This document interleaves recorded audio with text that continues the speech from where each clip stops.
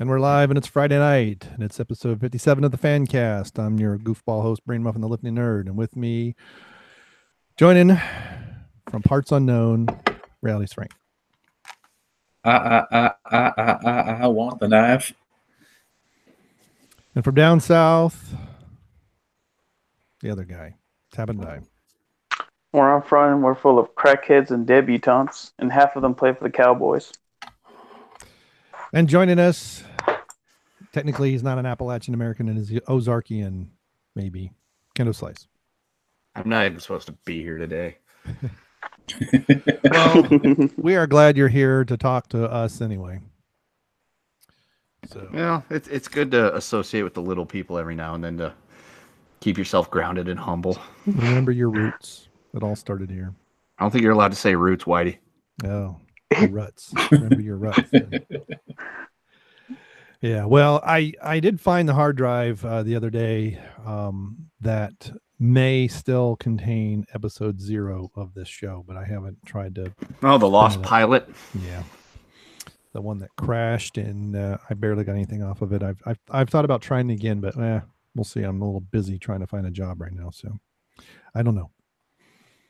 You know, The oil company still hasn't called you back? Huh? The oil company hasn't called you back yet? Yeah, I don't. Was that supposed to be a joke? Because I didn't get it. Yeah, you were talking about oil last time, so I thought you were telling me you were going to apply for like Chevron or Exxon Mobil or something. Oh, the biological aspect of oil. Yeah. Yeah. Well, okay. That is a working theory that a lot of people don't buy into because they don't like it. Hey, we have 2 viewers. Is that you 2 guys? On me. Sounds riveting. And David Applegate. So, David Applegate. Hey, one of our fellow listeners, loyal listeners. It doesn't seem to be doing what I wanted it to do, but hey, oh well.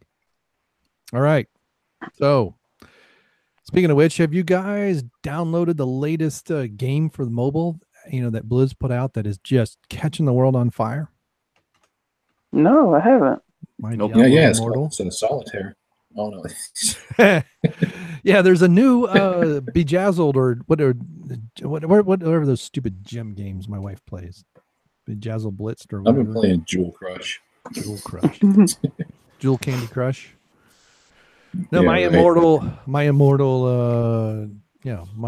Diablo Immortal or whatever it's called. I stick to the classics: Clash of Clans, Clash Royale. Yeah. Clash of the Titans. Yeah. Clash at the beach. Yeah. Or just the Clash. It's better than the clap. That's with 2 P's. Speaking from experience, there are we late? Well, he invented it. Movie. Right? Well, you guys said you want to talk about it, so what do you got to say about it? What, the clap? No. Sure. This is Health Corner with Kendo Slice. Stay away. Yeah, avoid the clap. That's all you got to do. At all costs. Yeah. Stay away from the $2 hookers. No, Yeah. the Immortal game. I mean, Blizz came out. I mean, I saw some of the video from BlizzCon, and people were like, "Is this an out of season April Fool's joke?" And I think they were kind of taken aback that people didn't like the idea. Mhm. Yeah, it's like Jeff and the guys on the main show. It's like in fact, I think Kendo said this is like Diablo has a long history of being a PC game, has a huge following, and then they're going to pull a 180 like this, and it's going to be on mobile now. Don't you guys have phones? Yeah. Oh, yeah. I saw that guy made a comment. Don't you guys have phones? And we're like, Yeah. yeah, but we don't want to play a game like that. I mean, the mobile technology is pretty incredible, but yeah, what I don't understand is who in the world thought this was a good idea. Back in 2 expansions ago, I do believe, Warlords of Draenor, they pulled some things into WoW for social media. You could do selfies and make announcements on Twitter or some such baloney. A handful of players did it for about 5 minutes, and nobody else did, and it really caused a bit of a stir. And I think, well, it's like now they dipped their big toe in the pool of stupidity. So let's just jump into the deep end this time with cement shoes and see how well we swim. I mean, I could understand a Diablo-esque game or like a some kind of companion piece. There used to be it doesn't work anymore, but there used to be a thing that with WoW, you could integrate with your account and like go to the auction house and put items on and look at your characters, but you couldn't do anything other than that. You could buy stuff and put stuff and sell stuff on the auction house, but that was it, right? It wasn't, you weren't playing the game on your phone. It was a companion. I don't even remember what they called it, but and then they broke it a while ago. I just can't, when I first heard it, I thought, oh, this has got to be this is a meme. And then I saw the BlizzCon videos and I was just like, wow, you guys are absolutely serious. And they really, really did look surprised that people weren't like, woo, I can finally play that on my phone. Mm-hmm. Well, the thing is, I'm sorry. Oh, okay. So the point that I kind of was going on last night, Frank was brought up, is so Diablo. I've never really played Diablo. I remember the first one, and I know the second one came out, I think it was like 6 years ago, because two of my roommates literally took the entire weekend and just like locked down their rooms playing Diablo 2. And it's a PC game. It was a game that's on your computer, and lots of people are, dedicated Diablo fans. They love it. They play it. It's got replayability and some extra stuff going on. Like I said, I've never personally played it, but I know a lot of people that just really got into it. I'm just not a real big PC game guy because I like the console games. I've tried to play PC games. They're fun, but at the end of the day, I mean, I've actually gotten to the point now where I'm more of a handheld console guy. Like, I like having my Switch because I can play my Switch and still have like a movie or something going on in the background. And same thing with my DS. So the thing is, they take a game whose major platform is on the PC, and they tell people, hey, we're going to put it on a phone now.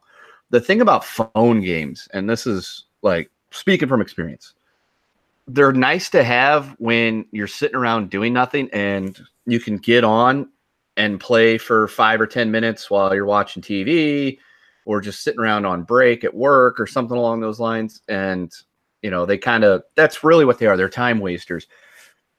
To play a game like Diablo, and if it's anything like the PC companion piece, where you're going to try to sit there on your phone for hours, it's going to get aggravating really fast. Nobody wants to sit there and play a game on their phone for hours and hours upon hours. So I don't know if they're going to alter it, and it's going to be kind of like a regular, free to play, whatever type of game, and to where you're not going to have to sit on there for a really long time. You can get on there, do some stuff, come back a couple hours later, do some more stuff or whatever.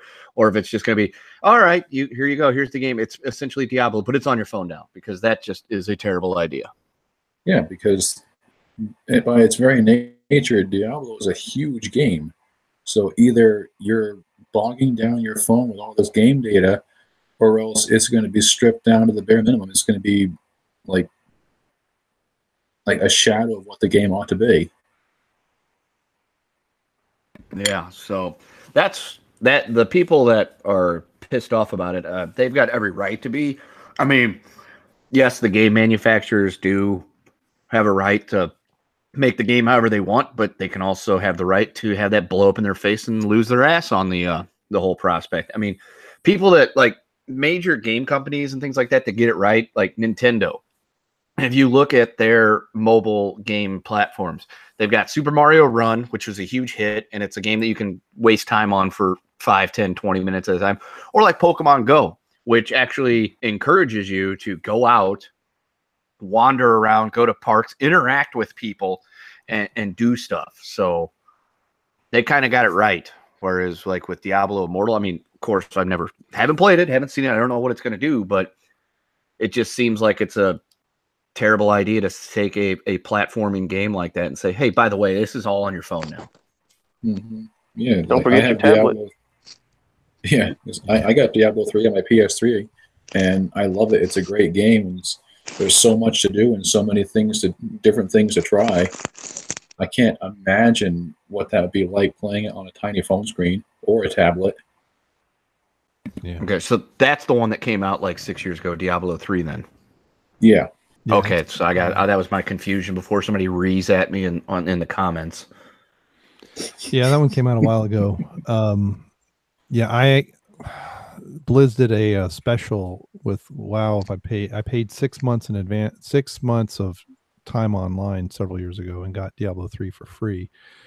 And then somewhere along the line, my son bought one of the expansion packs. So for Diablo 3, I played Diablo, the first one. Oh God, grief! I guess it's been 17 years ago, 16 years ago.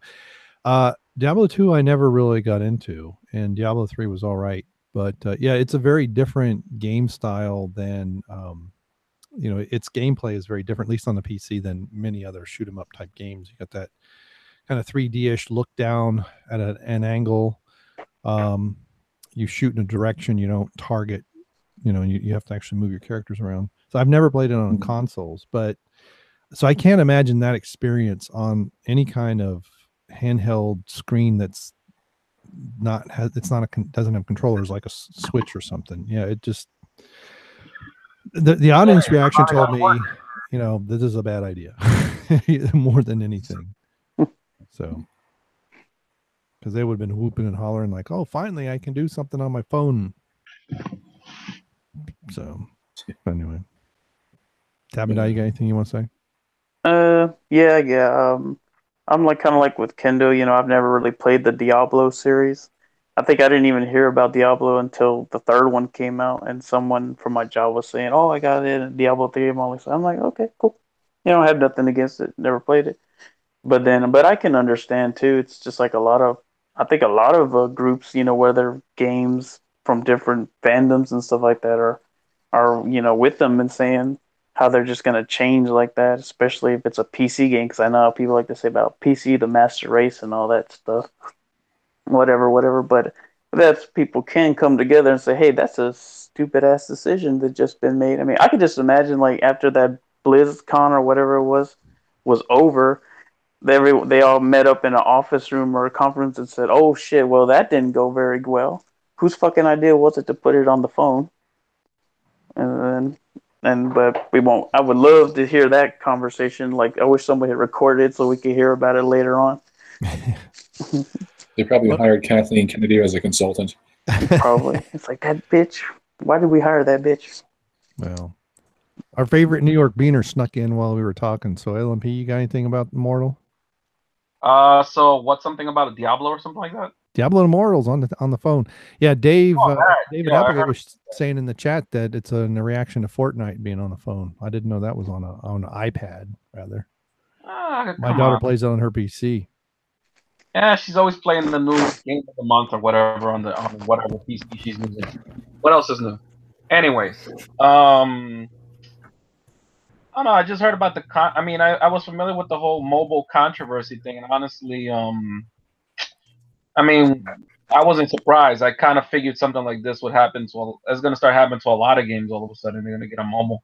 But what I did what I did have some enjoyment was, like, what the reaction was, where people were started booing on the announcement at what was it, BlizzCon?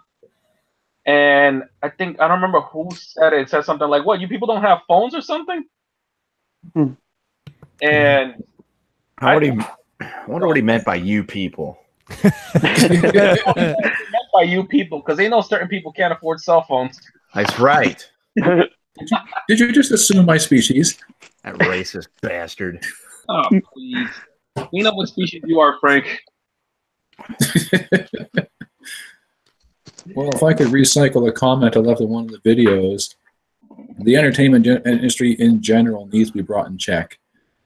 They need to only be allowed to continue operating under the strict imperative that they only produce what the customers want and stop trying to tell the customers what they should want. Because that's been the big problem for the past fucking 20 years almost. It's like, we're going to tell you what you should like, and if you don't swallow it, then you're a racist, and you're a bigot, and you're this, and you're that, and you're the problem. It's like they act like friggin' angry children who you hurt their feelings if you don't like the shit they turn out. It's like, we're the paying customers. It's our opinion that matters. Yeah, like whenever like someone says, Star Wars or whatever. They say you didn't make it, it doesn't belong to you. Well, I think it was Jeff who was talking about it on the High Council, or I forgot who was saying about how it's at the point now where it kind of does belong to the fans because they gave all their time and money towards it, and it's so big as it is now is because of the fans and the customers. So it kind of, in a way, it does belong to them. Like I said, they put all that money into it, and they know what they want. But now all these people, they're trying to say, no, we know what you want. And nowadays. Yeah, you're right. It's like they made it, yes, but then they gave it to us, and we made it our own. And you gotta follow that line. You gotta keep doing what you were doing before, which is what we loved, or else you're just not doing it right. And we get where we are now. That was like the crux of an episode of South Park. Wait, which one? Lucas. Which one? The episode of South Park when they went to see Indiana Jones. That one. And and they were going against George Lucas and the other guy whose name suddenly escapes me Spielberg. And Jew. I was about to say, how did that? They went to hunt them down to keep them from ruining movies, and that the whole diatribe, like the point of the episode was, hey, these, are cultural pieces now that you need to stop messing with and changing and altering. And I don't know, the scene where they were banging the stormtrooper was just iconic. Yeah. Yep. Close your eyes. Why? Don't look at it. The movie's gonna be terrible. Those guys are brilliant. Yep. Yeah. They jump the shark every once in a while, but they always bring it back.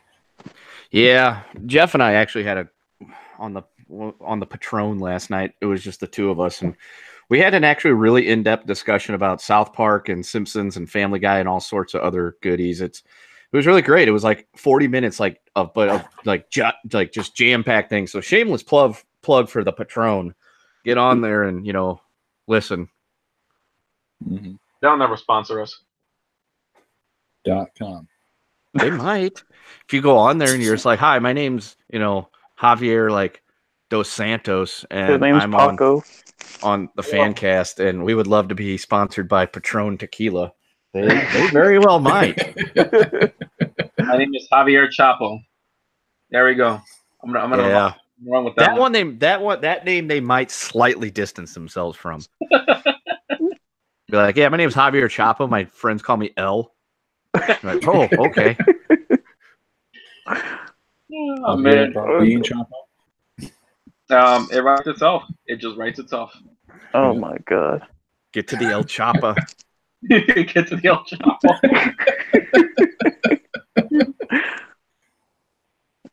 Oh, great. Make me choke on my coffee. That'd be a good skit for WCBS to do someday. Oh, Mexican Predator.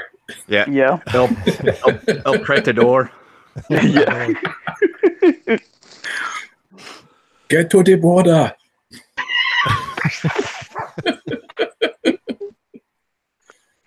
God, we need something. We need somebody to get on that. Somebody to. So we're like the Predator's like a border patrol officer or something. Yeah. Probably. Yeah. It works for ICE. Instead of the beginning scene, instead of like the Predator ship landing in the jungle, it's just like a Jeep with ICE driving into the jungle. Mm-hmm. It's like there's no jungles on the border between the United States and Mexico. Shh, suspend disbelief. There is now. It was really hot this year. Mm-hmm. An Al Gore production. Yeah, that's our next project after stealing Hicks. Okay. El Predator.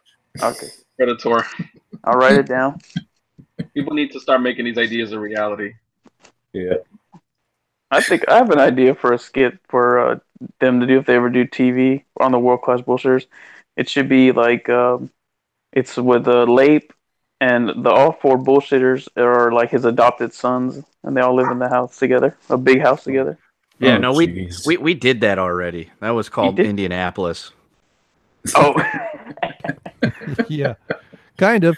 We don't talk about that.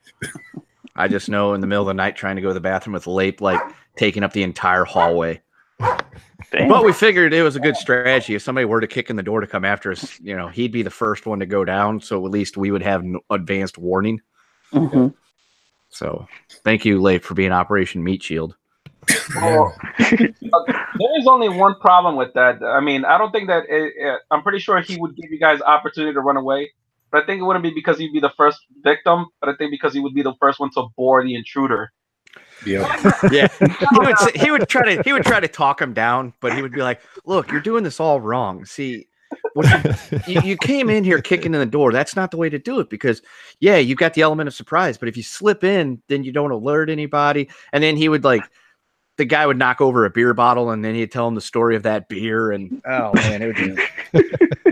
And then he'd be like, "So, masked intruder, what's your workout regimen like?" Yeah, what supplements are you on? And by that point, did you take a pre-workout before you came in here? Yeah, and by that point, the rest of us will woken up, and Dion and I will just have bum rushed the guy and beat the hell out of him. And while we're doing it, he'd be critiquing how we're pounding the guy. After recoil, pull that punch back faster. Yeah. Oh, don't hit him in the back of the head. You do it in the face. Critiquing with all the flash and sizzle of Ben Stein and a UPS truck. Oh, it's like you smashed a glass over his head, Kendo. Now we might get our feet cut if we walk on it. Yeah, really. Well, think about those weapons you're improvising. Yeah. Yeah, probably. That's if I survive the door getting crushed on my head. So I think it'd be okay. That's a risk we're willing to take. Oh God. It's like in Dumb and Dumber. What if he shot me in the face? Well, that was a risk we were willing to take. What if he crushes Lape's head with the door? Well, that's a risk we're willing to take. Sometimes you got to take one for the team, Yeah. Your channel dad. You're supposed to, protect us and protect your children. If being killed by somebody kicking the door in on us is your way of protecting us to allow us to extra 10 or 15 seconds to form a defense, then, Godspeed, sir. Yeah. We will honor your sacrifice for at least 2, maybe 3 minutes. Well, we'll give you an at least there was a pause. Right. Yeah, I mean, we'll stop and be like, "Oh man, Lape's gone. All right, let's go to the bar." Let's go to the bar and drink cheap beer in his honor. Police department's here. They got the CSI units. They've got our statements. We're really just in the way at this point. We're preventing them from doing their job. It's time for those Mick Ultras. Yeah. Well, I mean, it is less calories, and we need to carb up actually after we beat the intruder in your honor. So maybe we'll go for full Michelob. Go for milk stouts. I mean, I'm never going to turn those down. So left-hand milk stout and ice cream. Let's go. Yeah, that's some good stuff, especially the nitro flavor. Yep. Nice and smooth. And I'll see if Tab and Dive's been paying attention. He can tell you what I said last week about nitrogen injection. The what? What? No, you got low at that last point. I talked about it for 5 minutes last week. You talked about beef injection? The beef. Huh? How the nitrogen injection produces small bubbles and it's smoother and creamier and everything else. Oh, yes, you did. And what about putting nitrogen in your tires? Does it do the same thing? Or is that just a scam? Tire Discounters wants me to believe that, right? Isn't that who does the nitrogen injection? I think they all do it now, but yeah, and you get a green cap on your thing when it's nitrogen instead of oxygen. Yeah, I don't know. I couldn't tell you the difference. The only thing I know for certain is if you do have a small leak or you need to cap up, you can't just go to the gas station, put 2 quarters in the machine and pump, compressed air into it. Mm-hmm. I mean, you can, but then that kind of defeats the whole purpose of having nitrogen in your tires. Can you huff nitrogen much like you do helium? That's the real question we need to get answered. Yeah, I don't think so. Probably, but you can only do it once. Right. Yeah. It'll push because if I remember. But that high might be worth it as you die. Isn't nitrogen? I want to think. Is that heavier than oxygen? Yes. Who's got the periodic table in their head? No, because nitrogen's before oxygen on the periodic table. Yeah. So it should, in theory, be lighter. Or nitrogen's right isn't nitrogen number 14? 7. Oh, okay. See, now people are tuning out. They're like, fucking dorks. Silicon is 14. Oxygen is 8. Yeah, I am looking at a periodic table. We tuned in for pop culture and stuff, not, douchebag broke dick Big Bang Theory. Yeah, I'm not that kind of doctor. Yeah, well, I didn't know there were 118 elements now. Well, that's neat. Yeah, they built some. Yeah, highly radioactive stuff. Yeah, well, that's what happens when you start smashing atoms together. Yeah. Yeah, but fusion's a hell of a drug. At least this one has 108 and whatever 18. Whatever I said. All right. So anybody want to say anything more about My Immortal Diablo? Yeah, don't do it. No. Send a message, don't download it, don't play it, and then they'll be like, shit, we screwed up. All right, back to what actually made money. Yeah, well, we'll see how it goes. You never know. People may play it, go, oh my God, it's great. And they look like geniuses. I believe, if I remember correctly, Activision owns Blizzard now. If I have that in the right order. And Activision's known for doing really dumb things in gaming. Yeah. See, everything after Modern Warfare 3. I think Atari still holds the crown for that, though.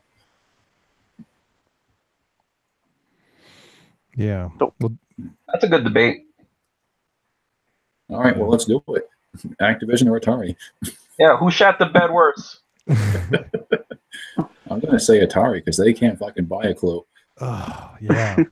Did that machine ever come out or whatever that thing that they were crowdsourcing that to me just smelled like a scam? That's the first mistake.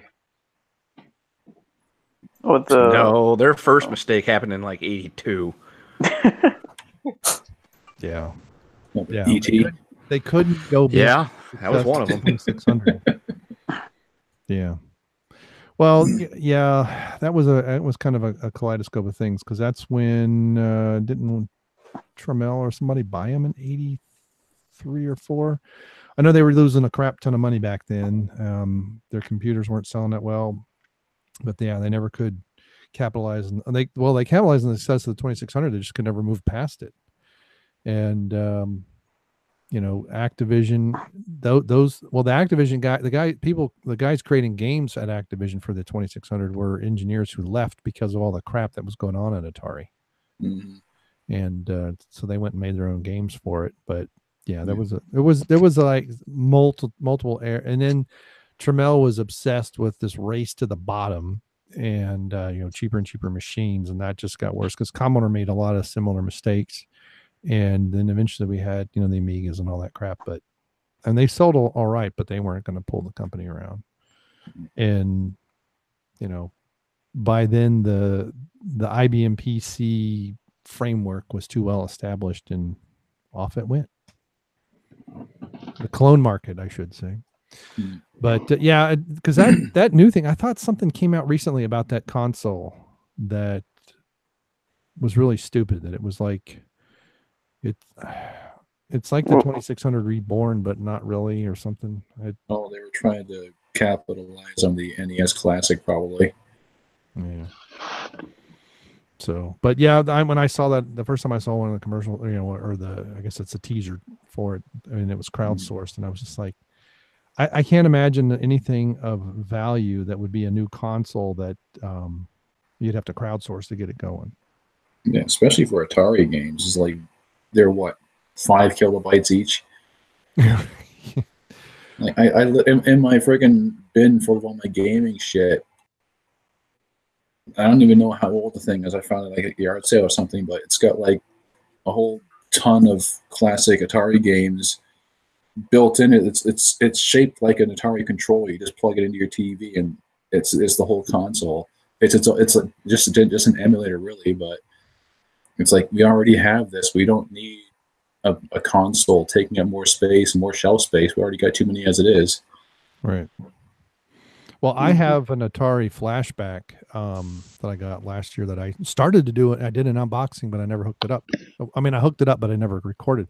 And I forget how many games it has. And it looks like a slightly, kind of like the NES Classic and those other ones where they're slightly smaller. There's one for Sega, and it's got a zillion games in it. It has paddle controllers, it has the joysticks, but it's a little bit bigger than a joystick. It's a little thicker, I guess. I remember when that one came out, and they have a lot of games, and a lot of games you never heard of, and some games are in there that you want, and some that aren't.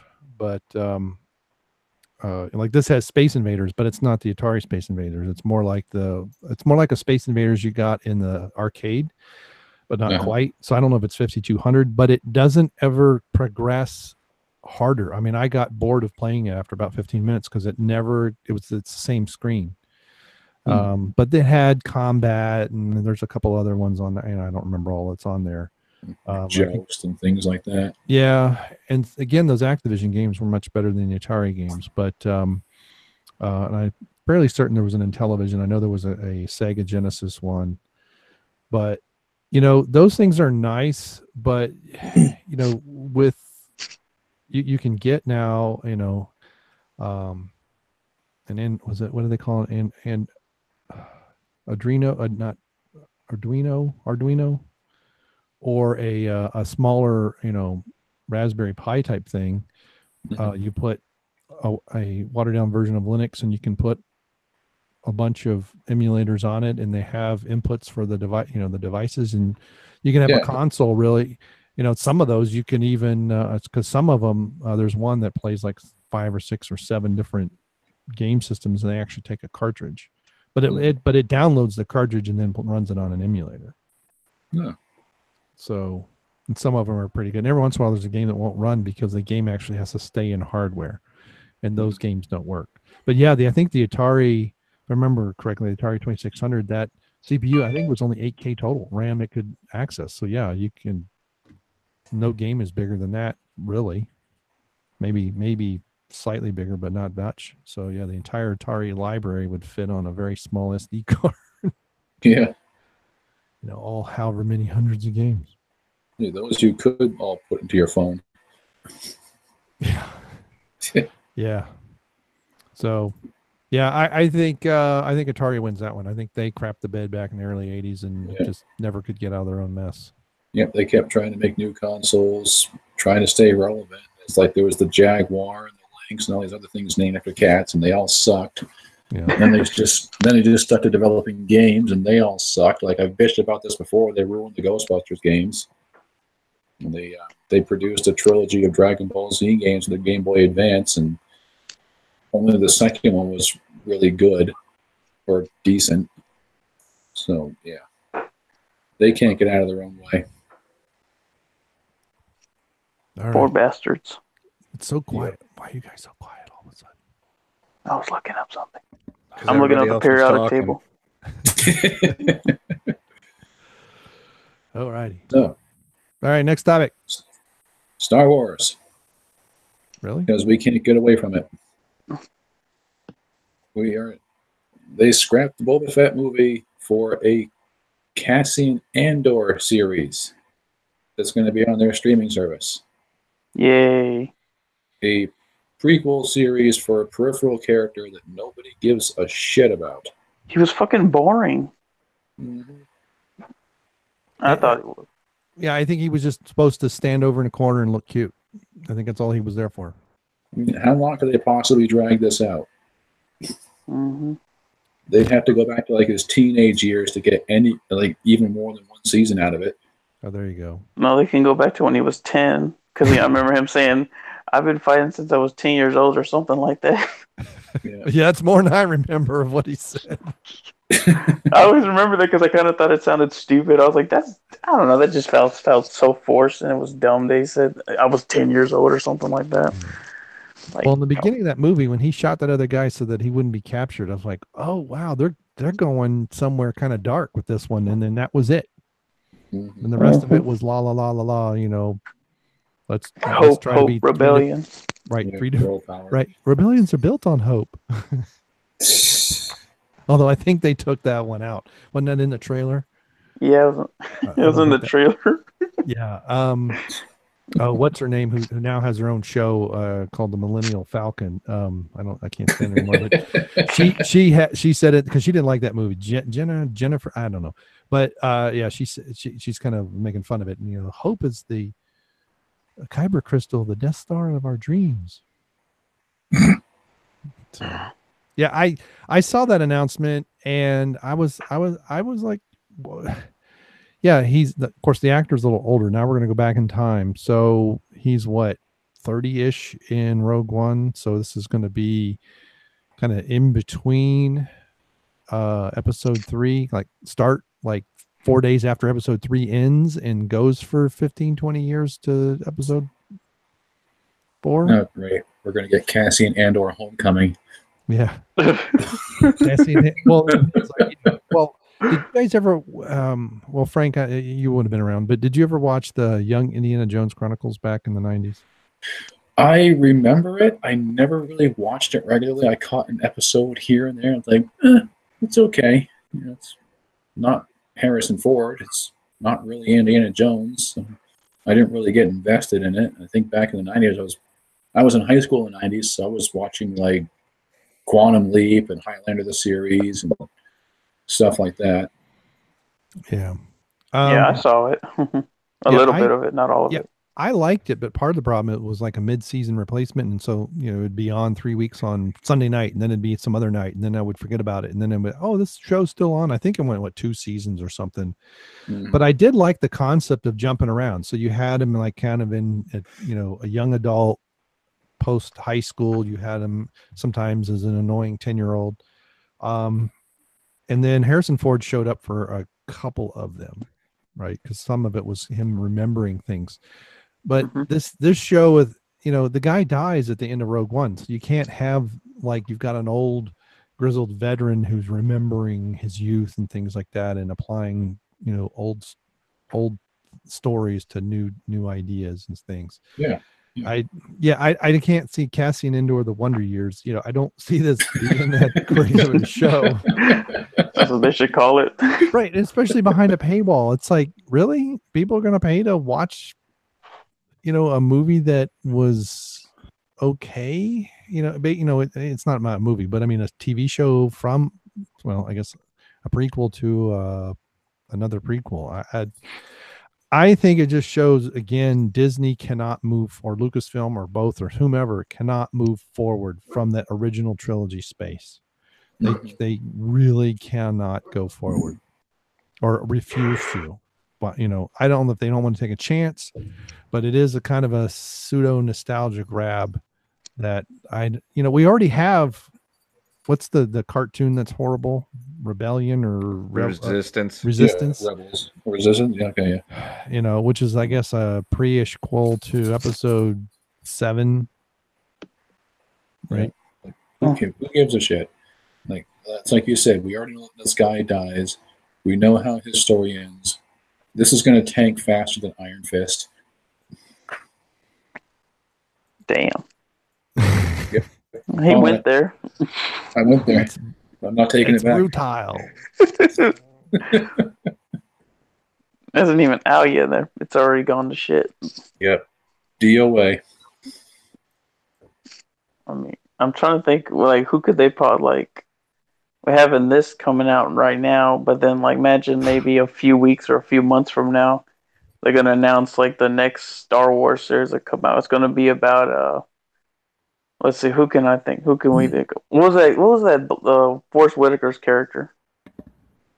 What was his name? You know what I'm talking about. Yeah, he was the last king of Scotland. Yeah. Space Idi Amin. Anyway, he'll get his own prequel series where he's doing his thing. But it'll still be him. He'll still have that. They're gonna hire a young actor, but they're gonna give him a fucked up eye so he can have that eye. His eye that looks off in the other direction. No, this is going to fail. That's going to fail. Then we're going to get a fucking R2-D2 prequel series. And it's just going to be him be booping around the galaxy. Yeah. C-3PO. Like, how did he get Yeah, how did he get on Amidala's ship? We need to follow his story. Yeah. How did C3PO really get his right arm? Yeah. What was that? No. I have an interesting one. When was the first time C3PO realized he was gay? Don't talk bad. He's masculine. Just like Cecil says, he has a lot of masculine. Yeah. He's not self-aware. He doesn't know because he's not self-aware.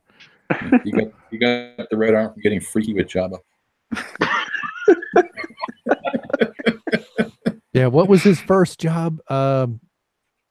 Binary load lifters. There you go. Yeah.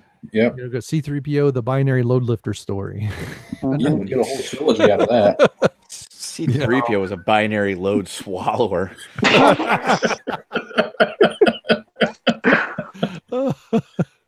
We know his mouth works because Han shut him up by putting his hand over it. Yeah. Yeah. David Applegate put in there how R2D2 lost his ability to fly. Yeah. He was jacked by a bunch of space Mexicans. Mm-hmm. A movie about Jabba's imp. What was that thing's name? Salacious Crumb. Salacious Crumb, right. Yeah. Jabba the Hutt, the thin years. There you go, Disney. We've got your next 6 shows right there, all waiting to fail. Boom. Yeah, so much for saying, well, but Iger said, oh, we're going to slow down, but I guess he meant only on movies, but not TV shows, because it's like they haven't slowed down really. It's just kind of rearranged the chairs to dumber ideas. They really got to start crowdsourcing for movie ideas, and just in general, or just do a hard reset on everything. Yeah, Jen Urso. What was that other? Not the Doogie Howser, but what was that other? I mean, there was Boy Meets World, but there was one of those other stupid adolescent shows in the 90s. Among the dozens of Friends. Friends. Oh, somebody. Yeah, the Jen Urso fan. Yeah. It's gonna be Dawson. Jen Urso, the college years. Yeah, Jen Urso, the college. There you go. Oh my God! One of the dogs has farted at my feet. Ew. Oh my God! Highlight of this episode. Yeah. Why haven't you shot them yet? I don't know. Too much paperwork. Oh, then now my wife and daughter are arguing. Can you all hear it? Why haven't you shot them yet? Yeah. Turn up the gain on your microphone. Let's hear this. Too much paperwork. Actually, it's probably less paperwork. Yeah. I mean, you won't be the one doing the paperwork, so I don't know what you're worried about. Yeah, really. It's not on you. You'll just be in a little, 4x8, 3 hots and a cot. Yeah, see? No more job hunting. You got it made. Yeah. And those hots, you might have to prove yourself out in the yard every now and then, but those hots are not served in the cafeteria, right? Yeah. See, then I mean, good behavior, you get a laptop. I understand they are. Yeah. As long as you got enough money in your account, you can go ahead and put some money on your books and get like iPads and shit. Bill Cosby is.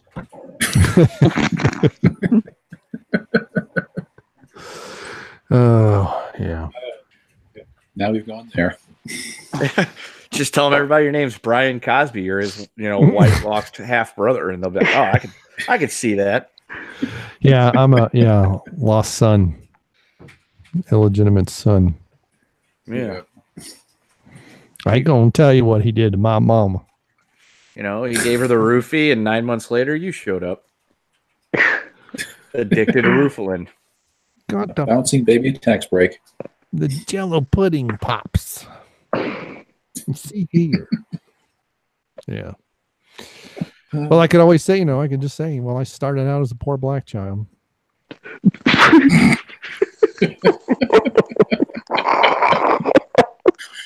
Oh, goddamn, I love that movie. Speaking of which, I actually was thinking about this when I posted that link in the fan group on Facebook, the Blues Brothers. Someone said, hey, how about a Blues Brothers watch party? I'm like, I'm all in. I could do that. Somewhere. I haven't watched that movie in a long time. It's got Carrie Fisher in it, so you could talk about Star Wars.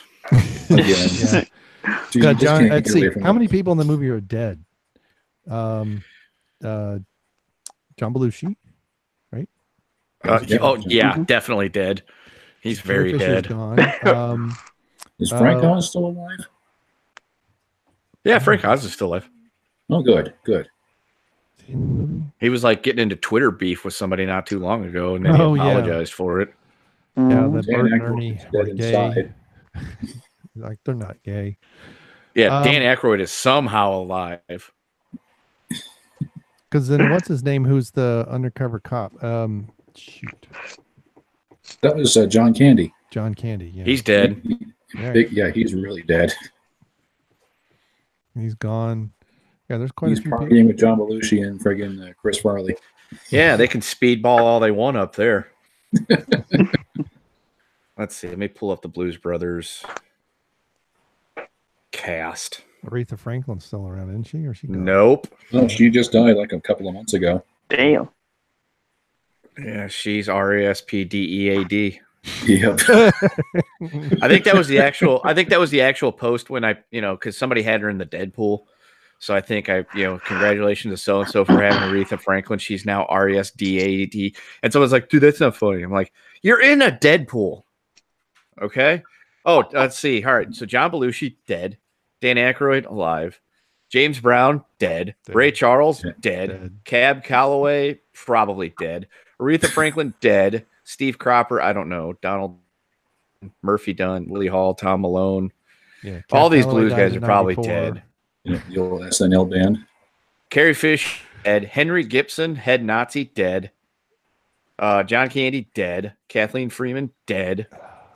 Twiggy, she's alive. Yeah, Matt Murphy's gone. I think. Charles Napier, pretty sure he's dead. Yeah, wow. Damn. See, Steve Shaka Khan, she's alive. Yeah, Donald John Landis, gone. is he dead? No, John Landis is still alive. On IMDb, just click on him and find out. Paul Rubens was a writer. He's alive. Or waiter. It says waiter. He's alive. Kathleen. Oh, yeah. Damn, I forgot Kathleen, about that. The Sister Mary Stigmata, Kathleen Freeman, she's dead. Steve Lawrence is still alive. Yeah, a lot of this cast is gone. Movie's cursed, I tell you. Steve Williams is still around. He was one of them. James Avery, man dancing outside Ray's shop, uncredited. He's dead. Wow. So yeah, there's a lot of people in that movie that are dead. Now let's go back up an old movie like North by Northwest and decide who's dead and alive. I'm gonna go with 90% dead. Nosferatu. Let's play Dead or Alive with that one. Yeah. Right. Steven Spielberg is in that movie. Yeah, he's the cook. There was a lot of people in the Blues Brothers. Wow, man. Now I gotta watch it. Take a shot every time you recognize somebody. Brian Lape, dead.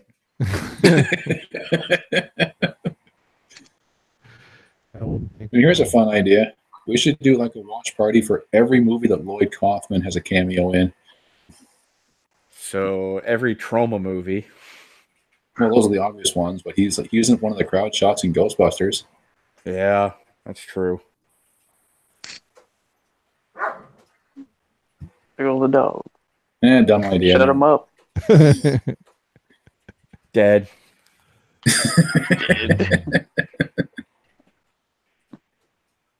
Damn, everyone's just dead. They're dead. They're all dead. I just heard a meow. Yeah, that would be Ziggy. Ziggy. Oh, okay. Yeah. Who's Ziggy? My cat. His brother is Ozzy. Oh. As the lady at work said, so you have a Ziggy Stardust and an Ozzy Osbourne. I'm like, yep. Pretty much. Wow. And if I get a little dog, his name's going to be Freddie. Mercury. Yeah. Cool. Freddy Cougar. No. No. No. No. We're gonna name him after Freddie Mercury and encourage him not to get AIDS. like that disease took a wonderful voice, and he's not gonna get my dog. Damn, poor doggy. Which I have yet to see that movie, and I really want to go see it. Yeah, me too. Back in high school, I was like crazy into Queen, like way too into Queen for a straight guy. But yeah, I should check that out. Everything I've heard about it is good. Yeah. It'll be a good one. I know the critics were like, "This movie's not good." It's like, fuck you. It's a biopic. What do they expect? I'm surprised. Seems like one of those, was it Oscar Beatty movies? No, I think it was just a movie about the story of Queen. Yeah. Well, they didn't recast anybody as a transgendered black Hispanic man or woman or something. So they probably don't like it. Which is weird because you think it would be total critics bait because, Freddie Mercury was gay.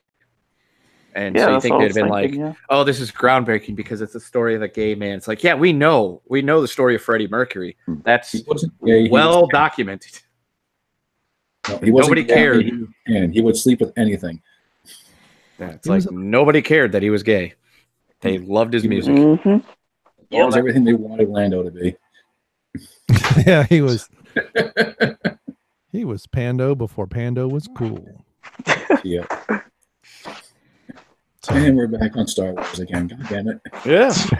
Everything comes back to Star Wars, man.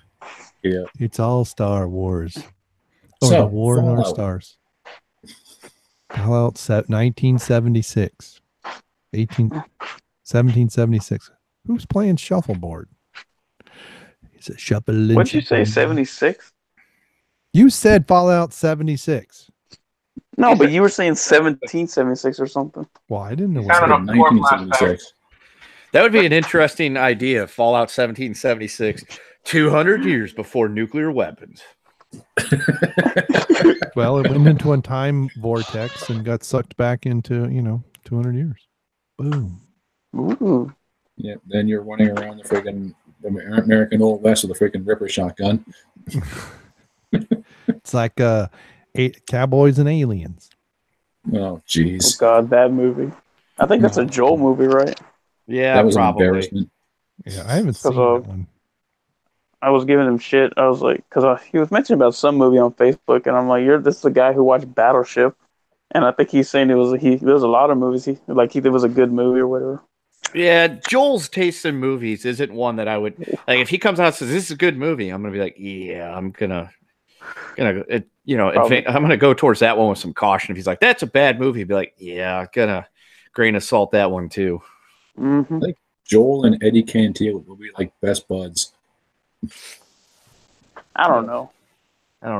Maybe Joel's a pretty cool dude. All right, I scratch that. Joel is an all right dude, but even I have to think that like his tolerance level would not make it through any amount of time with Eddie Cantillo. Oh. I've only hung out with Joel one time, and that was the weekend in New Orleans, and got along with Joel fine. He was fun. He draws fire well, and Wait, what? He draws fire? Oh yeah. It's easy to take shots at Joel and insult Joel. It's kind of like Leif. It's just real easy. I thought you were saying he draws, like he actually draws fire, like he was showing you his drawings, his art. No, draws fire means can. Yeah. He's an insult magnet, and so. But he takes it in stride. He has fun with it. He tries to come up with lame comebacks that are lame. The Dion coined the term Joel fries for bad Joel jokes that he thinks are brilliant and they aren't. And they're just soggy. Yeah, I guess. And so, Joel, he's fun to hang out with. It's just based on the stories I heard from Jeff. His taste in movies isn't that great of a track record. But in Joel's defense, I think that if he spent time with Eddie Cantillo, he'd tap out pretty quick. Yeah. Well, speaking of Joel's shitty movie, I'll just tell about it. I'll tell you about it later after the show. An idea I have for the Steven Hicks thing. Okay. Yeah. But back to Joel, yeah, I think he seems pretty cool. I think he sounds cool, even though from what little I've heard from him. But like with Jeff, I mean, Jeff hangs out with him, and he's old as fuck, and he's still hanging out with him. He's younger than I am. Hey, you're 2,000 years old. Everyone's younger than you are. Nah. Leif is a lot older than that. We know that. All right. What, 5,000 years? 10,000? What number are we going for? Sister. Why else do you think they got the inspiration for the Flintstones?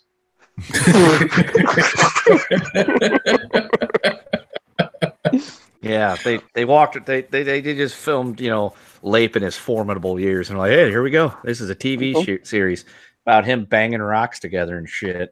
Mm-hmm. And working with dinosaurs and shit that talk. Seriously, Brian. In all honesty, we give you the old person jokes and things like that. But there's one thing I really got to know: how fucking revolutionary was Fire when it came out? Were you guys like, holy shit, this is evil? This is an evil spirit.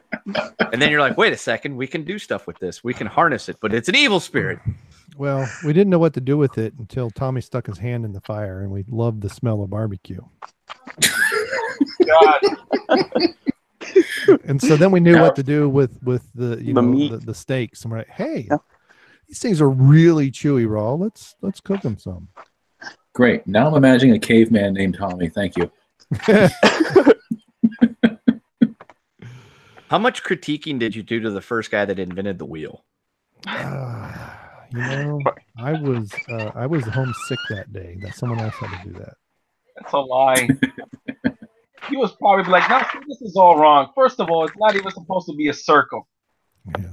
Well, the biggest problem, it was only 359 degrees. So, that kind of was a little bit of an oddity there. Yeah, I could see that. Brian Leif at the invention of the wheel, he'd be sitting there pulling out the fucking tape measure and counting things. He's like, no, you got it all wrong here. Yeah, he's got the slide square and the abacus. No, you got to go back. Yeah. You see this little extra little divot you put in here? It throws the entire arc off. Can't have that. Well, the guy in the next village over had 361, so we just kind of compromised. It was only a slightly bumpy ride. Yeah. LMP's taking the trash out. Actually, that's me. I'm unlocking the gate. Somebody building a home still? Letting the horse out? Hey, you better not be letting more of my people in. Shit. We had enough of those people. Even the born Hispanics, Mexicans born in the States hate the illegals now. Yeah, of course we do. So anyway, Tap and Die. Uh-huh. What do you want us to talk about Fallout? Oh, okay, hold on. Give me 1 second. Get back in this house. I was gonna say LMP's like the reverse Moses. Instead of let my people go, he's like, keep my people out. Kendo knows me so well already. All right. Okay, so about Fallout 76, it's already a shit show. It's not even out yet because about some of the stuff they've been saying, like, excuse me, about how I think there were reports coming out about the beta, how it was deleting people's saved games and stuff. Like, you couldn't even push play. Like, if you actually push play to start playing, that would delete your profile or something like that. And then they're talking about it's going to be buggy. And then there's the whole fact that people are upset that there's not going to be really a story. It's just going to be multiplayer. They're jumping on the multiplayer bandwagon. Oh my God, it's going to be Overwatch. Ugh, don't get started on Overwatch. I'm tired of that game too. I'm glad I didn't get into it, but it looked like it was going to be good. When I saw it, I was excited when I saw the trailer and what was it, E3 or whatever the hell that event is they have for video games that come out, or EA, or I forgot. But and then real quick, I had this bad feeling, and this will be the first Fallout game I don't buy. I just flat out said to myself, I'm not going to buy this game. It looks like, it's going to be shitty. I don't do the multiplayer. I'd rather, because the other game that's coming out, I think it's next year. It's called Metro Exodus, I think it's called. That Russian game where you're in Russia and it's almost like kind of like Fallout. But this game is going to be way better. I can already tell. You know, you can customize your guns, but it's a single player. I'd rather do that. I mean, I'd rather do single player games. That's why I was happy when Red Dead Redemption 2 came out. You know, and just have some fun playing on single player. I mean, look at all the fun people are having. Look what happened to that one guy. His whole YouTube channel got deleted just because he punched a feminist. Hero. And fed her to the crocodile. Wait, yeah, what? They had to. Yeah. I mean, it's not like it was graphic or anything. You know, like the crocodile just grabs on her one time and kills her, like just like that. People made a big deal about it. No, I don't care if it's graphic or not. I'm saying you can actually do that. You can grab people and just get into the crocodile. Yeah, because one of the cities in Red Dead 2, I think it's called like Saint Denis. It's essentially supposed to be an analog for New Orleans. Mm-hmm. Gotcha. So, which I don't know where the crocodile and gator things come from. I went to New Orleans. I didn't see none of that. Yeah, just like the time I went to Florida, but that's a different story. Shit. Yeah, like you were only there briefly. As soon as the raft hit land, you were like gone. Like, first of all, you're talking about my cousin, and he's Cuban. Those are cute. Yeah, I was gonna say those are Cubans. Yeah, I don't know how I have a cousin that's Cuban and I'm Mexican. It makes no sense. I was under the impression that was just a cigar. No, apparently these are people too. I gotta count them as people now. They're divided between whether they love or hate Castro. They are? I thought they all hated Castro. You asked the young Cubans here. Apparently they like Castro because they're into that whole socialism thing. But the older generation is like, fuck that guy. Right? Like, why do you think we were leaving? I've seen Scarface, all those Cubans trying to get out of Cuba and becoming drug dealers. Yeah. Like, going back to Fallout. we went pretty far, didn't we? Yeah, we way far. Anyway, but okay, back to Fallout. So it looks like it's a disappointment. I mean, and like every time, like they ask, what's his name, Todd Howard or whatever. I think he just guys to give him the runaround and shit. But like I said, I think what killed it was the whole multiplayer. I mean, I think it would have been fine. You know, you had one, single player on one end and then the multiplayer on this side. Because I remember a few years ago, I thought it'd be interesting if they did do multiplayer, but since they're just focusing on that, that's just what's killing it. And people are getting tired of. Some people are getting tired of the multiplayer games. Especially these big ones coming out, like Fortnite and all that. And I mean, I didn't even want to get Call of Duty because they said it was going to be multiplayer only. Because I still would get Call of Duty games just to get them. I mean, they would be fun for a little bit, but then I was not going to get Black Ops 4. Yeah.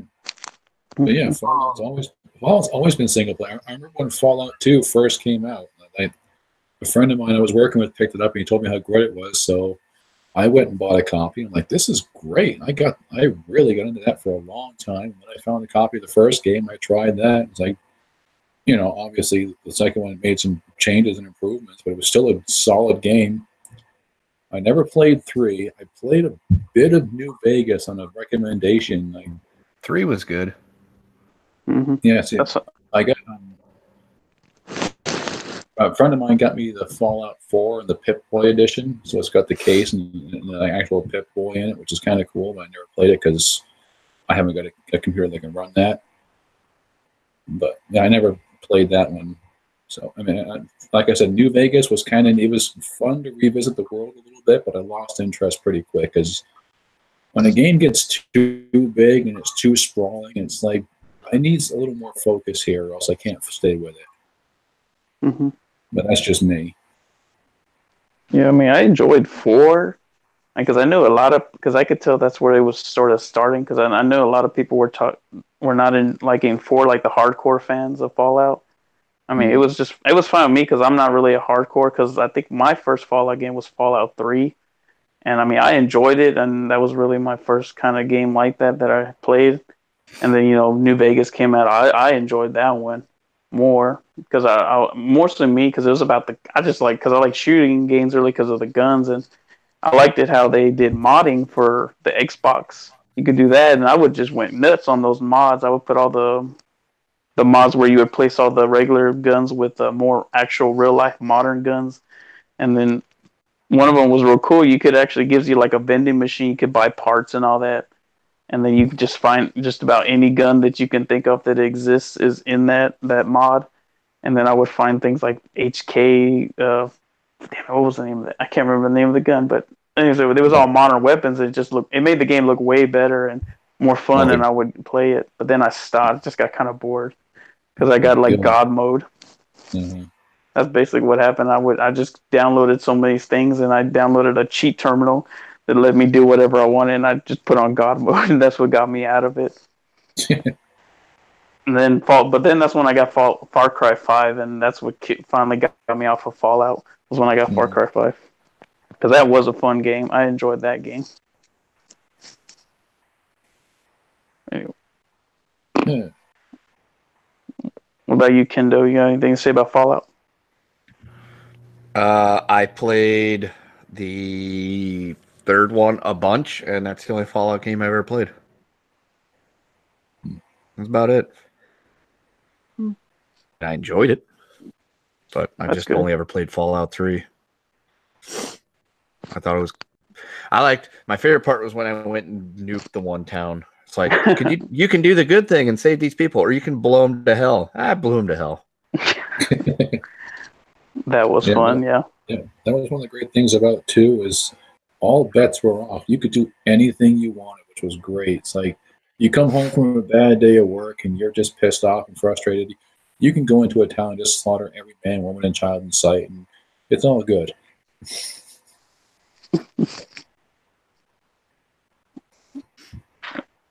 What about you? What about Brian? Me, but you invented Fallout, remember? He invented the whole thing. I haven't played any of those. Yeah. I thought you're a big computer nerd. Yeah. Yeah, but I use Macs more, and was into photography for the last several years, and Lightroom and Photoshop and all that other crap. Well, more Lightroom than Photoshop. I can't do crap in Photoshop. Now I do a lot of video, so I played Civilization 4 from time to time, although it started crashing recently. It's on Steam, but it messes up. It's kind of annoying. Civ games are always fun. Yeah, sometimes I play them straight, and other times, I do cheat codes and do all kinds of things you couldn't do otherwise, just to see how the computer players react. I used to do the same thing with Age of Empires. Huh? That was a fun game. Yeah, I used to make my own maps and it would, human players wouldn't have a problem with it, but if you didn't put things in the right places, the computer players would the NPCs would get all confused, standing around there waiting for an update. Screw that. Get SimCity 2000. Yeah, I haven't played SimCity in a long, long time, man. Yeah. Back in high school, that was a good one. I know they got pretty crappy in the middle there, but yeah. So, what about the streets of SimCity? Remember that one? It would load your city and you could drive around when it was one of the worst car. Supposed to be racing around, but it was so bad in its simulation that it was just, you barely could move at all. Of course, most of the cities I used to make back in the day all had, once I got mass transit, I replaced all my roads with mass transit. So yeah, a building would catch fire and almost instantly get put out because the fire department could be there so quickly. Mm-hmm. Never had congestion or any of that other stuff. Skywatch. Nope, just the occasional Godzilla pass through. Yeah. Well, and then I learned when I was in college, I forget which version of SimCity it was. I learned what the how you could on a Mac anyway. If you typed in a code to get, I don't know, $10,000 or whatever, it was like you would embezzle funds. But every fourth one, it would then turn off disasters, and you would get like an earthquake, tornado, and Godzilla all at the same time. But it wouldn't save it. So you do it three times, save your game, close, bring it back in, do it 3 more times. So, we used to do the same thing with this game called Spaceward Ho, that it was like SimCity type thing, but it was with planets. And so you would have planets that you could, get minerals off and crap like that. But it saved its thing in a binary form, but it was easy to, use the binary editor and change population or change size of fleets and get all kind of resources that way. It's pretty fun. Space word home. Yeah. And supposedly someone's working on a newer version of it. I thought about actually making one, but I'm too unmotivated. So, but David and LMP have been going back and forth about Cuba in the chat. It's pretty interesting. What, really? Yeah. Yeah, you should read it. I like their sandwiches. And the cigars are great. But you got to really smuggle them through Canada. It's very difficult these days. I just go to Canada. Did you know it's a crime to go to like another country and like have a Cuban cigar? Really? Yeah, I read that because because when I went to Canada for like the first time back, almost 10 years ago, went to Canada, and so like me and Brandon, my buddy that I've referred to a few times, we had like we were up in Michigan for a friend's wedding, and so everybody had to like work except us because we were up there on vacation. So we went to Canada for the day, and one of the first things I did was I went and got a Cuban cigar. And so there's a picture of me standing on the streets of Windsor, Canada, having a Cuban. Well, then, I didn't notice it to be anything special outside of like a regular cigar, but that's neither here nor there. But then I was like reading up on like traveling and like laws and things like that. And apparently it's a federal crime or a U.S. crime or it's a crime to go to a third-party nation and partake in goods that are banned from the United States. That's ridiculous. The only thing is it has to be prosecuted, or like the Canadian authorities would have to arrest me on behalf of the United States government so that I could be prosecuted for it. And I have to assume that the Canadian government and law enforcement officials would just be like, yeah, it's not a crime here, so we're really not going to worry about dealing with a boot. Yeah. Or, we're not gonna go arresting Americans for breaking like your crazy, embargo laws. Yeah, that would actually mess up their businesses. There are a lot of businesses over there that I know when I went to Canada with the family years back, there were like a lot of tourist spots where they had cigar shops, and one of their popular ones was obviously the Cuban ones, different types of brands and everything. And you saw those selling all over the place. So I would be like, I don't think the Canadian government would want to arrest Americans for smoking Cubans, because that would just defeat the purpose of their businesses and everything. Which, by the way, if anybody from the government's listening, I did not know that it was against the rules at the time, and I would never, ever have done it had I known so, because I'm a law-abiding American citizen. Go America. I'm proud of America. Like a true patriot. Yeah, I would never have partaken in said contraband had I known it was a crime, because I, respect American laws. And I would also like to let the government know that as a true American, I do respect all your laws, except for that one I broke pretty early on in my life. Sorry. Climbing over the wall? Yeah, sure. Let's go with that one. That's technically a crime. Again, let's go with that one. We never question it. This conversation never happened. Yeah. Delete this episode. Delete this episode is right. Well, suddenly the stream goes down and like the fucking FBI's at Lape's house. Well, according to thoughtco.com, that actually changed this year. Sweet. This was updated September 22nd, 2018. Cuban cigars are now legal in the United States when it comes to traveling abroad and bringing them back to the country for personal use. However, if U.S. citizens attempt to sell Cuban cigars within the United States, they may be subject to fines and other penalties. Well, yeah. I can understand that.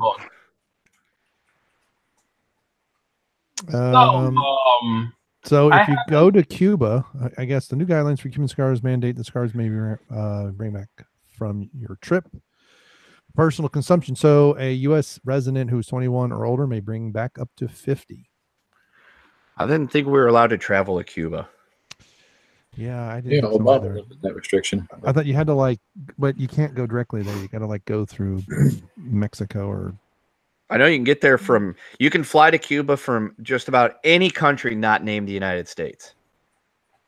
Because I know in Canada you could fly to Havana. Yeah. Because I thought it was kind of mind blowing the first time I was in Canada at the airport, and there was like planes. One of the destinations was like Havana. I'm like, wow, this is so weird because I could never see that at home. Well, that figures. Now I can get a Cuban cigar. I just quit smoking. All right. Well, you don't have to smoke cigarettes. Yeah, you could always just pick the habit back up for like a day. Yeah. You're not supposed to like smoke a cigar like you smoke cigarettes. It's supposed to be like puffing. Yeah. If you need help on how to puff something cylindrical, ask Lape.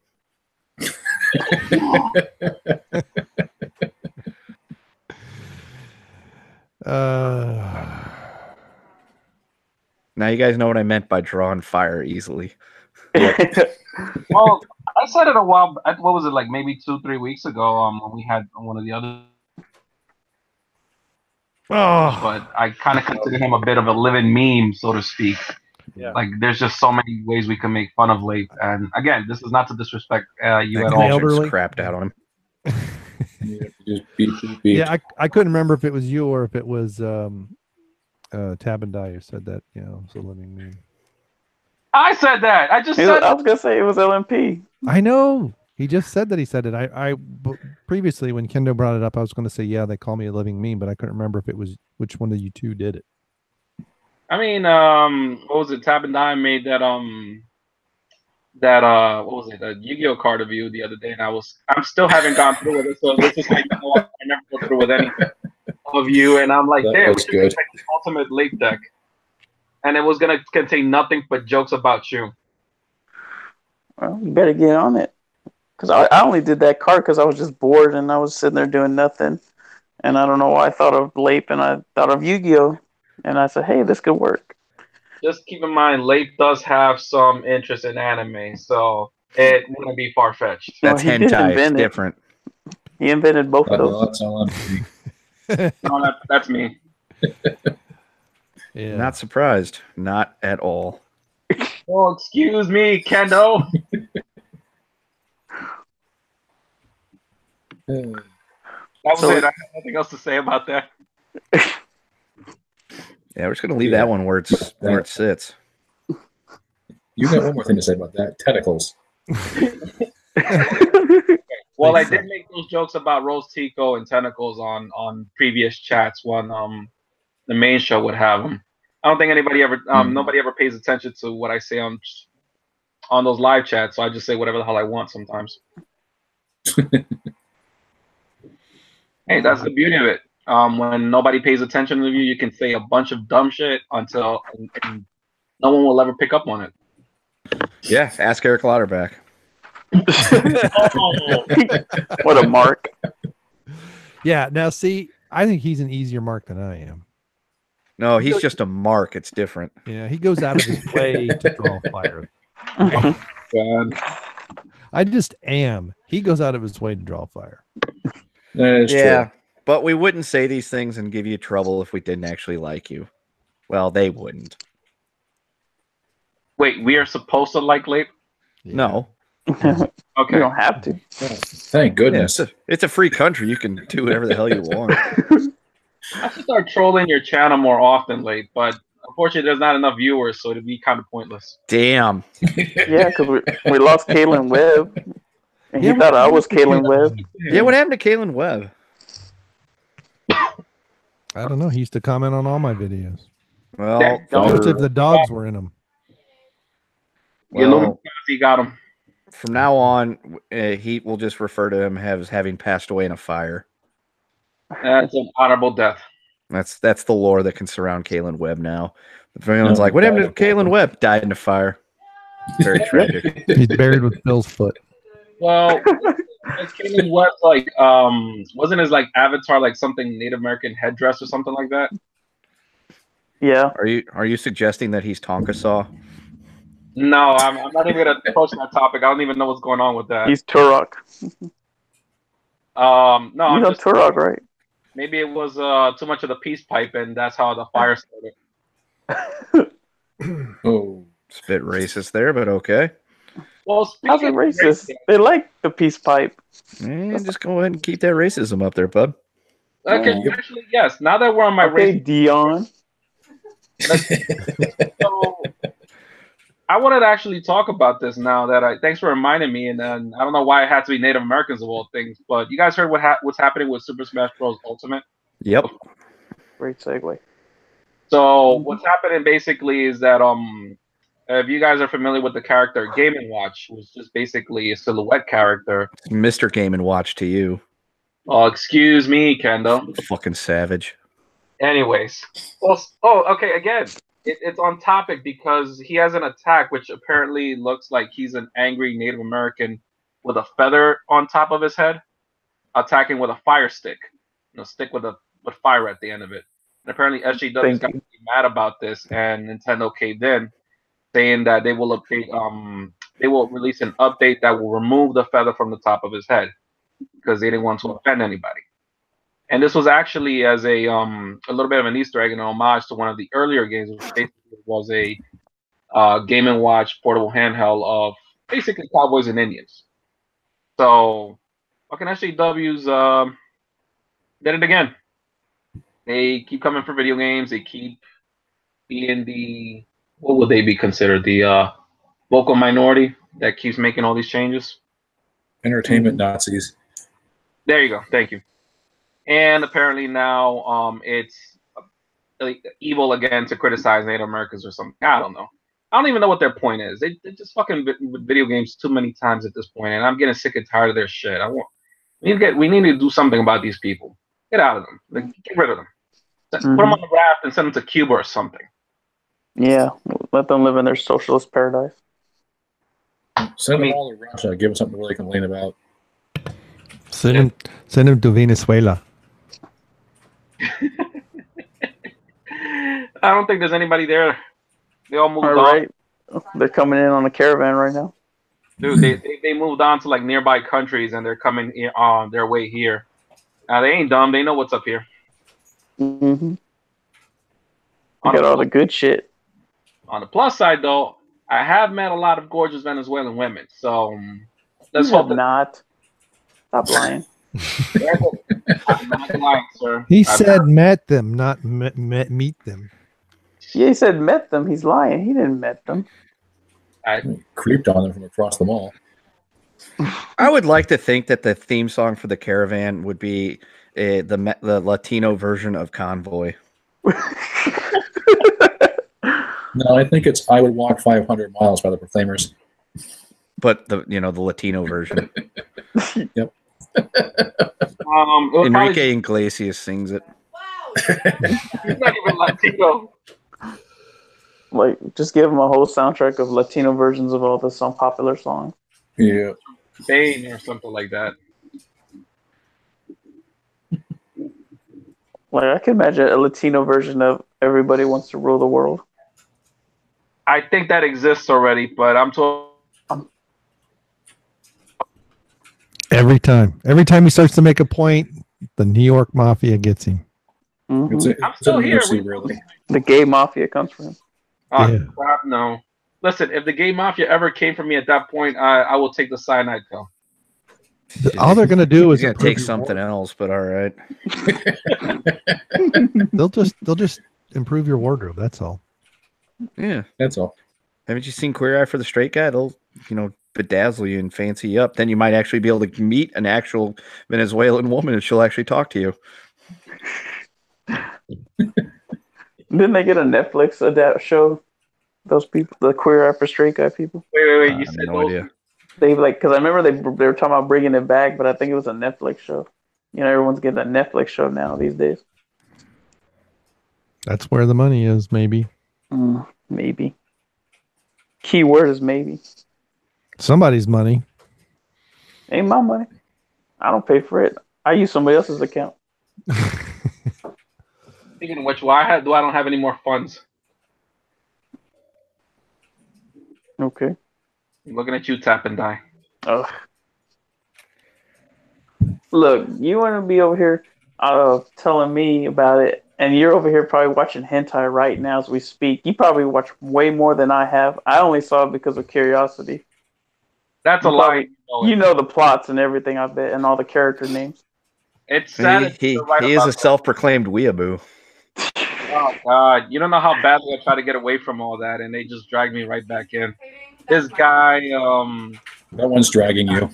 Huh? Yeah. It's called voluntary. It's different.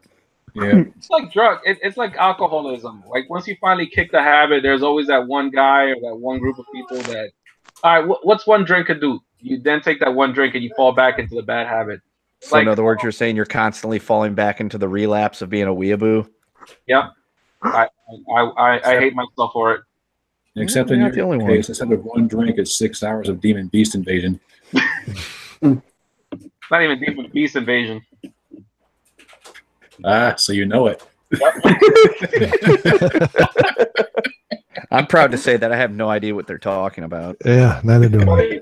It's better you do not. Trust me. Never go back. LMP, tell them about Bible Black. Oh God, no! Do you really? I've only seen hentai one time, and it was for about 38 seconds. Went over to me and that guy Brandon again that I hang out with all used to hang out with all the time before, you know, we got older and responsibles, and we went over to a guy's house that we knew, and he was watching hentai or something like that because Brandon's like, oh man, I've seen this one. My brother was watching it earlier. I was like, what's this? He goes, just wait. And then like the tentacles came and, you know, Me Too'd this chick. And I'm like, yeah, this is not for me. It's like, I don't understand how anybody, for starters, one, I didn't understand how anybody could actually conceive this idea and say, man, I got a great idea for an animation movie, an animated movie or whatever the hell it is. And then for there also to be a segment of the population that was like, fuck yeah, I'm into this shit. That's where I was like, there's two wrongs that are not making a right here. Well, there's a one-word answer for that. Japan. Yep. Yeah. But what happens when you give them 2 nuclear bombs? All the best stuff's supposed to be made in Japan. At least that's what I saw in that movie. Yeah, well, when you get the best, you also get some of the worst. Apparently. There's so much truth to that. I'm going to cry. There's part of Kellogg to shut up. Wait, now I'm saying it. Go walk the dogs. She's probably watching hentai.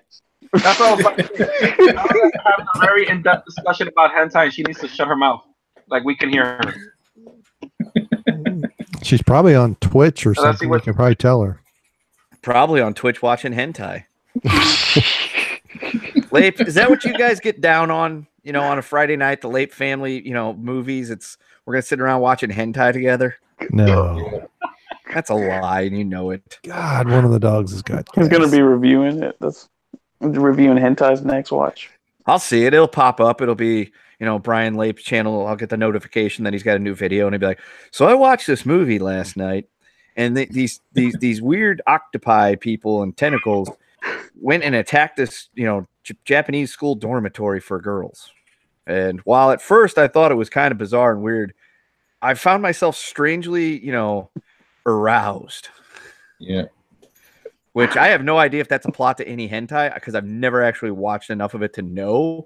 And people are probably, if anybody was watching this that is an expert on it, probably like, "You have no idea what he's fucking talking about. That's not what hentai is like." You're right. I have no idea what I'm fucking talking about when it comes to hentai because I'm not some kind of deviant.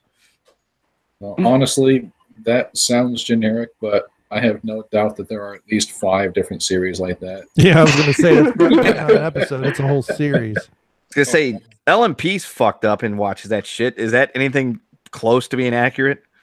Kendo, there's a reason why I said that I really never why I wanted to like stop watching anime and stuff like that. And it's going back to what Frank says.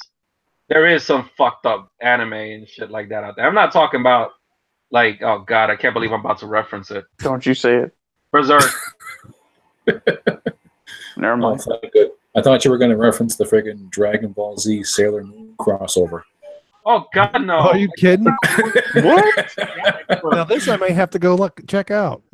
No, you don't want to do that. No, don't. I wish I hadn't seen that. It was no. There's certain things that your friends should never do to you, and introduce you to that sort of shit is one of them. Believe me, do not do it.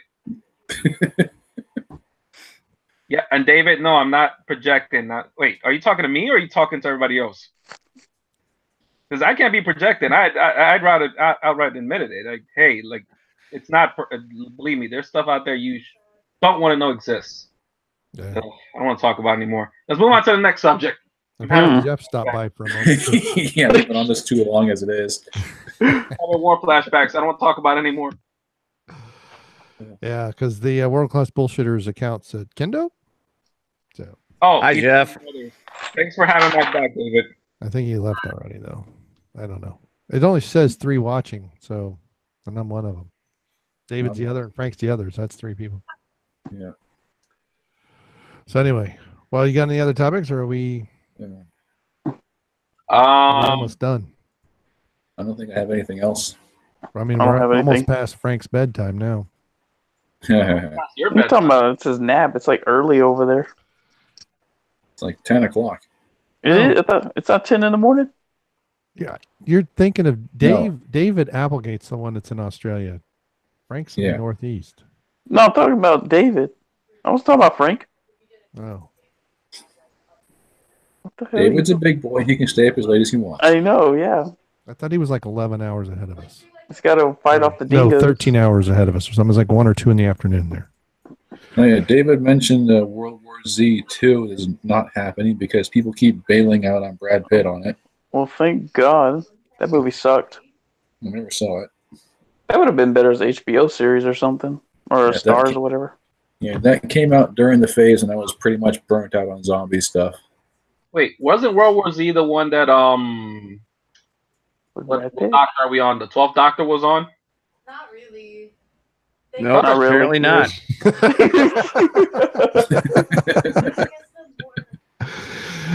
Hey, David, what time is it where you are? So we'll know. It's time for Kellogg's to walk the dogs. Yeah. She's not confident enough to talk about it. Damn. I want 1 or 2 of them running down the street. Sick burn. That's why they invented leashes. Yeah, for the kids. I'm telling you, I'm gonna have to create an account one of these days and like challenge her 1v1 or whatever game she's playing for the God knows like flavor of the month type of game, and just like just damn it, what's that shit called? What do they call that? I don't know. What do you? We have no idea what you're talking about. As usual. It's like when you target that one player over and over in an online game and harassment. It's called grief. Cyber stalking. Well, thank you for making me sound like some kind of predator type of guy. It's called griefing. Thank you. Not yiffing. I may or may not have been guilty of that numerous times when I used to play World of Warcraft. That was you. There was nothing more fun than being a really badass level 80 Ret Paladin and going to like allied areas where they were leveling up and just fucking wailing on people. We would go gank the noobs. Yeah, and then the best part is they'd always call they'd either go get their main accounts or they would have their friends come. And about that time, my buddy Jay, who was also a maxed out Ret Pally like me, this was before they nerfed the shit out of us. He would show up and the two of us would literally just like lay waste to every ally that was coming along. Because it'd be like, oh shit, we got a problem. Oh, lay hands on him, heal him completely, pop bubbles, and then if we needed to, we each had a macro for pop the bubble and Hearthstone out of there. Right. Because that was before they gave the warriors that smashing to bust your bubble ability. It was awesome. That was when the game was good. So you played then too when you could still do player throwback. Where you could hit a player and they would push back. I think mages had one where they could like push back a group, and so then they would attack wherever the cows hang out. They come up the elevator and you could push them all off and they would die. I guess I never rolled a mage. Yeah. But I remember I had a Ret Pally. Well, I still do, but I only have one alt that's a Ret Pally that was fun to play until Kata dropped, and then it was like I can't do crap at all. Yeah, well, so, in Lich King it was fun, but after Kata, and they've changed it since then, but it's nowhere near the God class it used to be. Yeah, it was a lot of fun back in those days because, you know, when Wrath came out, you know, Ret Pallies were the shit, and we pretty much one Ret Paladin with like max, you know, PvP gear and all that stuff could essentially lay waste to just about, I don't know, a whole group of ally. Because before they nerfed them hard, me, my buddy who was also a Ret Pally, and then we had the one guy that went with us that was a healer, and my buddy Brandon was a tank, and we would literally go into like various allied cities, and the four of us could just lay waste to the whole place. Like he was constantly like the tank would just go in there and just like start fucking drawing all sorts of fire. The healer was just running around just taking care of us, and me and my buddy Jay, the Ret Pally, were just fucking just hammering people. It was awesome. They literally couldn't do anything about it. And then they nerfed us. Yeah. Well, I remember I was running an instance. I don't even think it was in Lich King. I think it was in Burning Crusade content, and we were all at level. And I was just doing a pug, and it was a Ret. The tank was a paladin, and we had a healer that was a paladin, and the three of us, and we had like two other DPSers that basically couldn't even keep up. And it was all, everything was yellow. All of the stuff in the instance was yellow, but we were almost, two-shotting bosses, and it was unbelievable. Because that's also when you could stack, the different blessings and all that stuff. And, so you could do, now it's like you can do kings and that's about it. But, so we all did that and buffed everybody, and we just blew through an entire instance. It was unbelievable.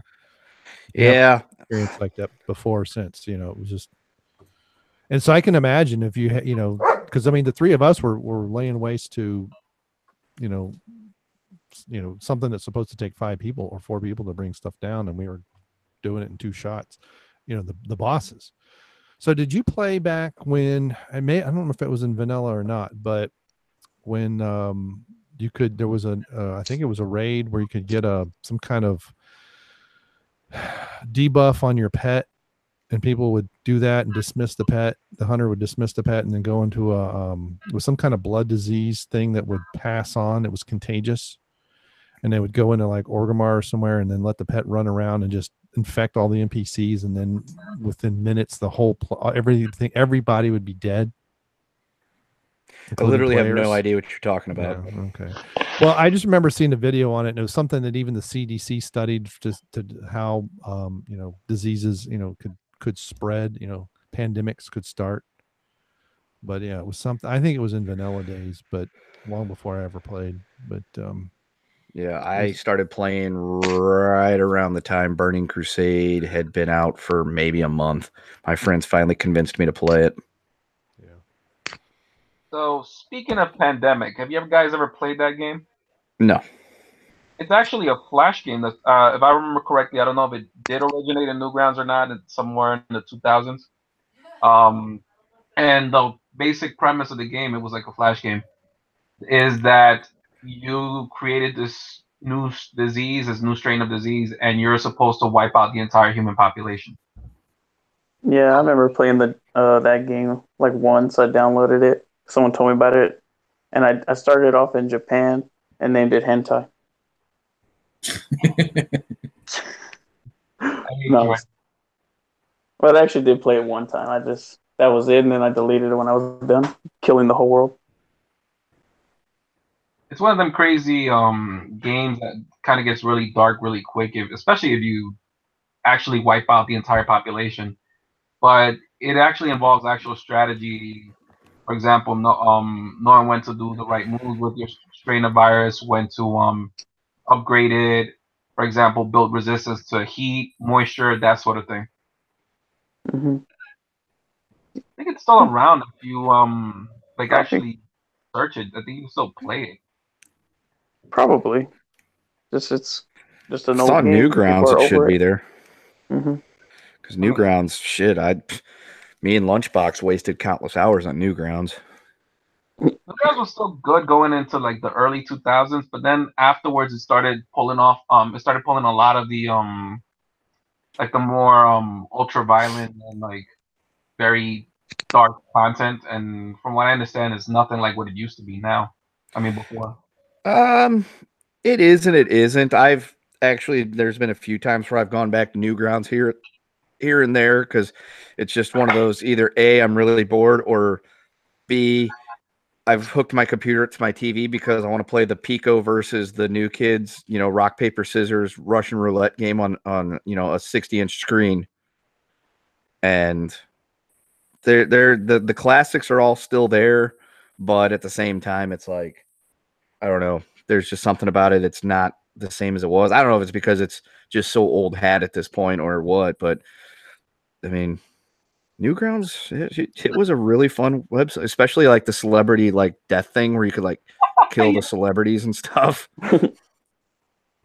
I mean, it's like that video. I don't know if you guys saw that somebody posted on the Facebook group the video from this. I forgot the name of the channel. I just watched a few of his videos. I thought his stuff was actually pretty interesting.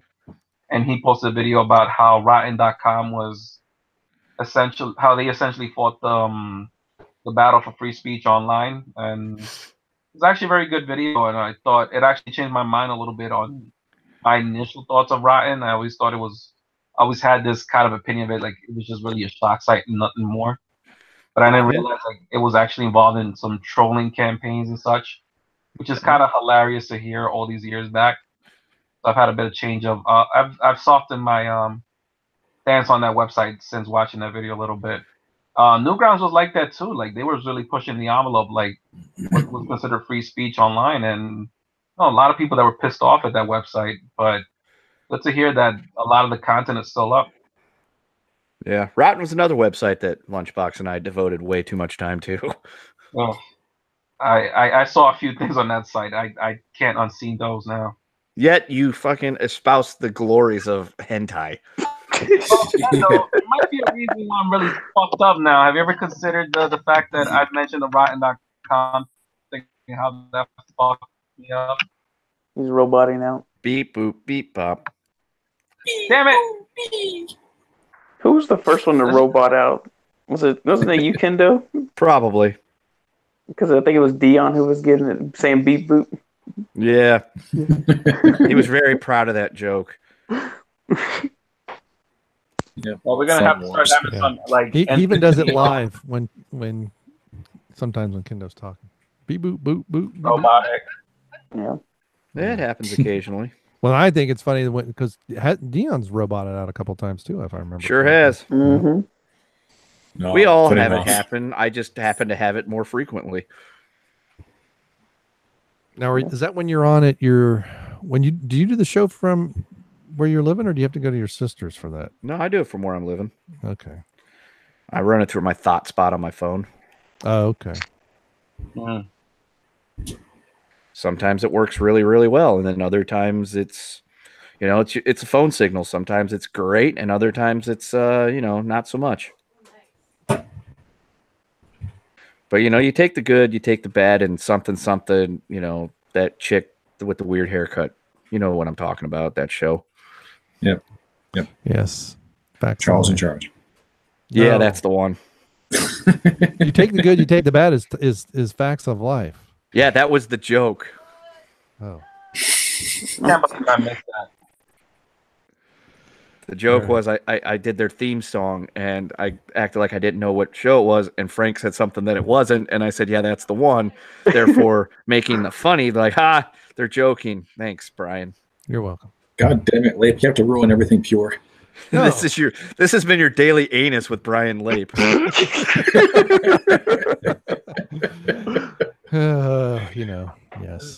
Colonoscopy. Well, do you have anything else to talk about tonight?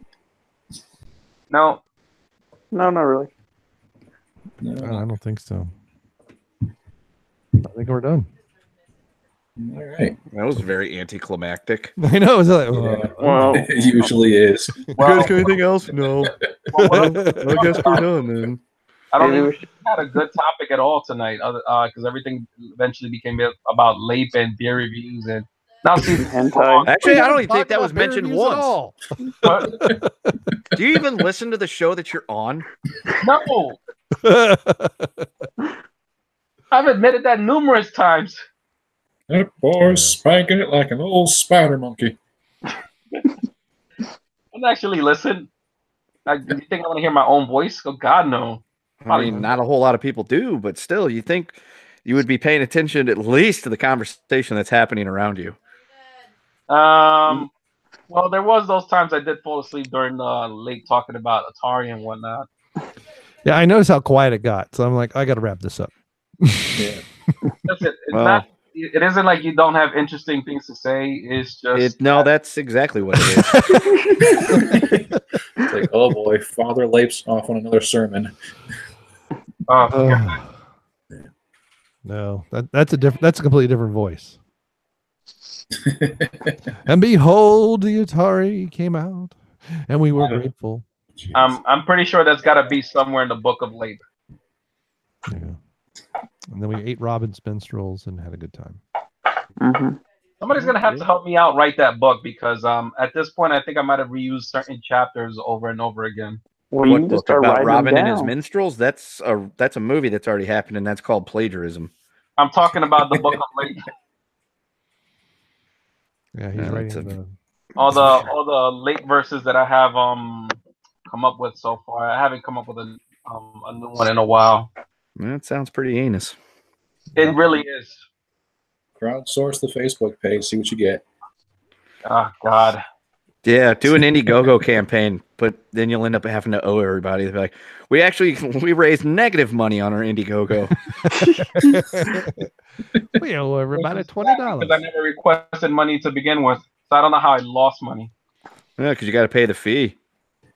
Oh God, there's a fee? Probably, I would think so. GoFundMe, there's a fee. Like, say you raise $10,000, they take like a fucking 15 or 20% cut. Yeah.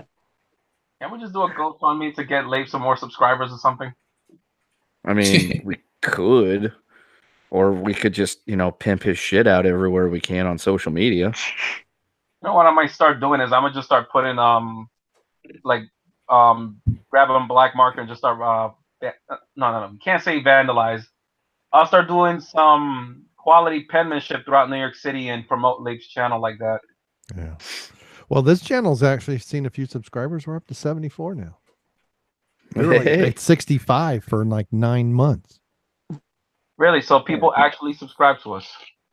Yeah, or just tap and die with his multiple accounts, just subscribe numerous times. Yeah, that must be it. So it is. Caitlin Webb's one of my accounts. Yeah. So I heard that guy died in a fire. That's tragic. Yeah. Well, Littleton also has like 12 accounts. He's another one that don't hear from anymore. Yeah, he vanished, like very much so. He shows up he'll show up on World Class Bullshitters comment section of every. He doesn't usually show up on the live streams, but we have noticed that like 3 days after the show, like there'll be multiple Christopher Littleton comments from No Filter or the Red Hood. Actually, nowadays it's more the No Filter. So I know that's like his main channel name thing. So he does. He's still around. He's still around. We still, he still comments. Did he used to be straight white Christian male, or was that somebody else? I want to say that was somebody else, because if he was straight white Christian male, it's a very ironic statement. Well, I mean, he's probably straight and male. Well, I know he's male. Well, I don't know. I'm friends with him on Facebook, I believe. He's a black guy. Yeah, that's right. That's where the irony would come in. He very well could be straight, and he very well could be Christian. As for white, I mean, either he's got some kind of long con going on, or that's just an ironic statement. Wait, guys, what if Christopher Littleton is the fake account and straight white Christian male is the real account? That's entirely possible. That would go back into that whole long con thing I just mentioned. Exactly. Or he's blind and he doesn't know he's black. Yeah. You know, like that character from Chappelle's Show first episode. What was that? God damn it! What was his name in that? Something Risby, I think it was his name. It began with a C, the first name. I don't know if it was like Clinton or something like that. Oh, Clayton Bigsby. There you go. Clinton. Stuff that will never be allowed to be put on TV ever again. Nope. But should. Yes, it should be because it was hilarious. The show was very popular for a reason.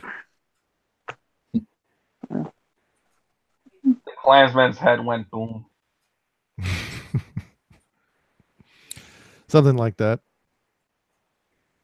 All right. I mean, the punchline was really the last line of the episode. Yeah. Yeah.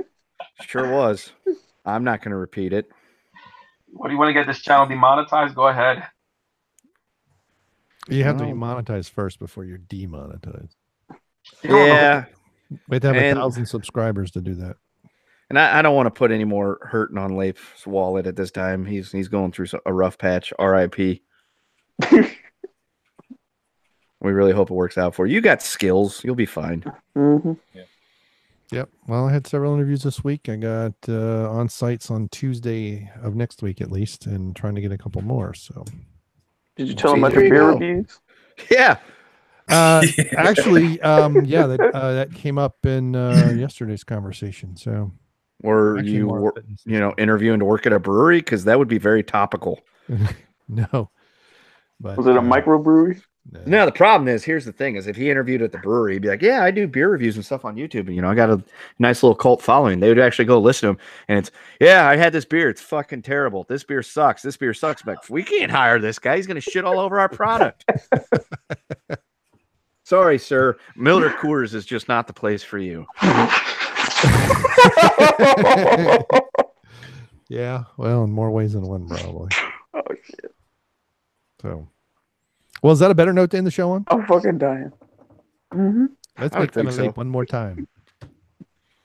6 more minutes so we can make it 2 hours. This is wrong, late. This is all wrong. What's wrong? This is all wrong. You see, we can't end the show like this. Well, how do you want to end the show? See, first of all, number? Well, no. See, you're going about it all wrong, late. We need to end the show in a much better way. We need to have a much better punchline. We need to have a much better setup. Like, God, man, you got it's just wrong. Like, come on, I got to throw me an idea. Snacks with furniture. Go. LMP is a weeaboo. Go. Hey, I can't deny that. Unfortunately, it's gonna follow me for a very, very long time. Well, not really following you if you're actively, holding its hand and dragging it along. Say that again, because you cut out just as I was trying to hear that last line. I said it's not really following you if you're holding it by the hand and dragging it along with you. Well played. Yeah, usually am. I'm sorry, Frank, but this is me, sir. Yeah, well, this is why we can't get monetized. I mean, you guys can feel free to kick me out. I just need to. I just want to die in one episode already. The funny thing is, you guys probably have a huge cult following in Japan.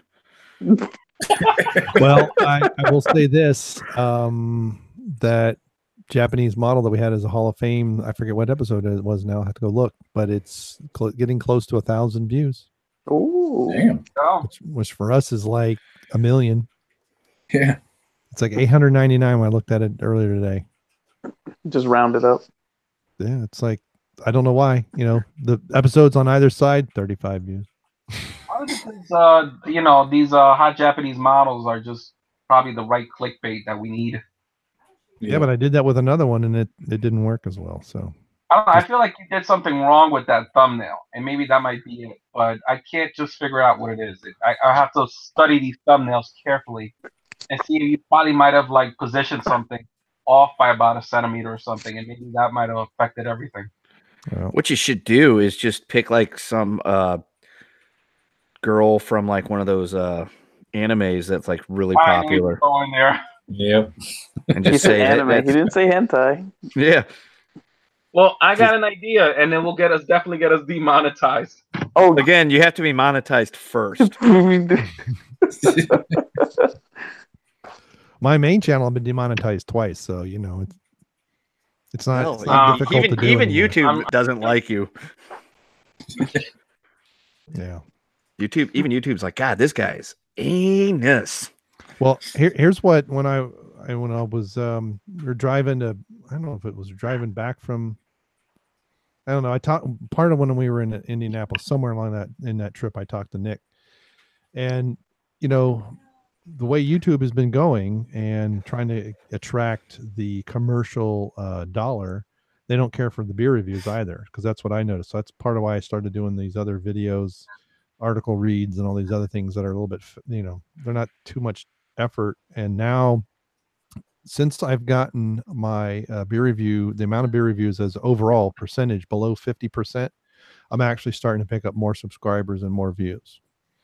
And so now only 1 in 4 videos that I upload is a beer review. It is just crazy. And I put those same videos on BitChute, and I'll have 5 to 6 times the views in the same, you know, in the same amount of time. So it's definitely throttling. You guys have encountered it. You know, you get too semi-controversial, all of a sudden your subscriber count stays flat or goes down or whatever. So I don't know. I would never call us controversial. We're like good, clean, family fun entertainment. Yeah, that's true. At least that's how I see it. No, I mean, you guys don't really get controversial on the show. I mean, you have controversial topics and maybe opinions, but I want to say you guys are really controversial, like you're trying to stir the pot or anything. We're edgy. Yeah, close enough. Which is code for honest. Yeah, actually. Really? That's the one thing we do pride ourselves on is complete honesty and transparent and unfiltered. No Yeah. censorship.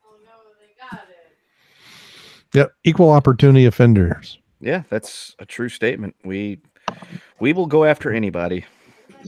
If we think that you're disingenuous or hawking a shitty product, we will let you know about it. As you guys should. All righty. Well, Kendo, is there any previews, anything you want to bring up? Let's see. Tomorrow night is the veteran stream. Jeff will be kicking that one off at about, I think 8 o'clock is what he said. I think Jeff's the only one from the show on there. Tomorrow's Dion's birthday, so he'll most likely be in a gutter somewhere with a pound cake. So wrong. Sleeping it off of the horse. And Nick's out of town taking care of some stuff. Tomorrow's Doofus's birthday. I think Sunday's Doofus's birthday, but I think stuff about that's going down tomorrow. I don't really know. I still got to get him a present. I'll find something. And so Jeff will be doing that. So it should be good. It'll be a definite fun thing. We actually have like a pretty big following of active and former military apparently, and which is cool. It's really awesome. And they're going to be on there talking about, you know, pop culture in their time of service and things like that. And American Forces Network. No, that's actually a real thing. We are not that. No, but that's one of the ways you can consume pop culture. Is I mean, I was an army brat, right? So I lived in Germany in the AFN. So anyway, go ahead. I digress. Awesome. And then Sunday night we will be doing the episode 150 Patron deal with the guys from the show, the former bullshitters. So we'll all be on there doing that. That should be. Oh, so that's when that is. Okay. That'll be a time. And then on Saturday, December 1st, we will be doing the Star Wars live stream, watching the original trilogy and the prequel trilogy. We are doing guest spots for patrons. We're allowing one per movie. I believe A New Hope's been spoken for, so episode 4 is taken. So if there's any of our patrons listening, I know we mentioned it last night, I believe, on the show and after hours. I know after hours we mentioned it. And so I think that went out today. Brian, did that go out today? Yes. I got the email. Yeah, I got the first email that said, hey, you're going to get it after Good Morning Pop Culture. And then I saw the other email, but I haven't had it. I've been running around and doing everything because I haven't had a chance to listen. Yeah. System disarmed. I knew that was going to go out a little bit later than normal just because we ran over time last night with the episode because Doom Sizzle was on there and that was a fun time. Yeah. And I was listening at 11 o'clock and you guys were still going strong. And I'm like, gee whiz. Yeah. Because usually we shoot for the whole 90 minutes, 2 hours max, time frame thing there, just because we like to keep it as concise and, efficient as possible. But sometimes, when conversation's just good, it's good. And, you get somebody like Doomcock on there, the 2 hours goes by in a snap and it's just like, next thing you know, it's like, wow, we've been doing this for 2 hours, but there's been like no dead space. And then, it's just been all killer, no filler. And, so that was a lot of fun. That was a whole lot of fun. And, we would love to have him back sometime. And I think we plan on it. But yeah, so the December 1st, it starts at 10 a.m. Eastern Standard Time. We'll be kicking off with episode 1 and, we'll be chugging through all 6 of them. And, yeah, so it'll be like our Halloween stream, but Star Wars and not as long. Yeah, I might still have my original trilogy files from when we did it previously because I was on there for Empire and saw the things that they pulled out of Return of the Jedi. I'm like, wait a minute, this is in the wrong movie. Yeah, because I had never seen the extra special editions, so that was a treat. Yeah, I think we're rolling with the Blu-ray copies just because that's the most common one that everybody would have right now that would be partaking and watching along with us. So Jeff will correct me if I'm wrong, but I know that's what we've done in the past, that we did the Blu-ray versions, because I know we did the Blu-ray versions for when we watched the other 3, and then when we did the prequels, Nick, Jeff, and I, we were watching the Blu-ray versions. Not the newest. I think it's the 2011 Blu-ray version, maybe.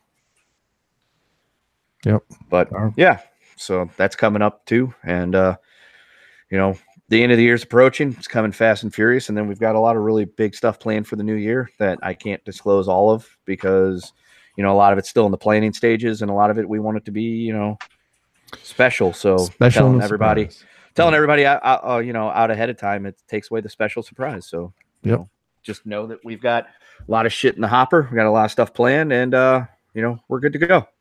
All right, sounds great. Okay, anybody want any final words before we close it out? Buy a goddamn t-shirt. Yes. I don't think you can anymore.